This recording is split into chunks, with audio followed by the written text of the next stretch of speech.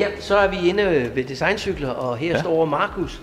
Og de bruger så ikke pladskortene til det her prisskilte, men til nogle andre kort. Og Markus, fortæl, hvad I bruger dem til. Ja, hos Designcykler har vi nogle serviceaftaler. Det gør, at man kan komme til service på værkstedet, enten ved ikke at betale for arbejdsløn på vores lille pakke, og så all inclusive, hvor man får alle dele med. På grund af GDPR-loven må vi ikke dele, hvis en kunde har købt et serviceaftale hos os.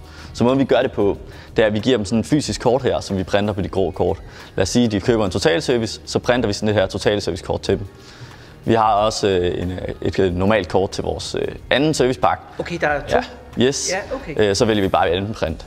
Jeg har set, at min chef bruger det også nogle gange til at printe unikke gavekort til kunder, og nogle gange også til visitkort. Ja. Men det er simpelthen bare, så vælger vi den her, så printer vi kortet. Så kommer der et kort ud nede i vores lille tattoo-printer. Så kommer der sådan en lille gråt kort herud, og det giver vi så kunden med. Så kan de se i for eksempel City, vores butik inde i Midtbyen, her i Odense, eller i Aarhus, hvis de er på ferie og sådan nogle ting, siger vi til dem. Så kan de dokumentere, at de har sådan her servicepakke hos os ved at vise dem det her kort. Genialt, ja.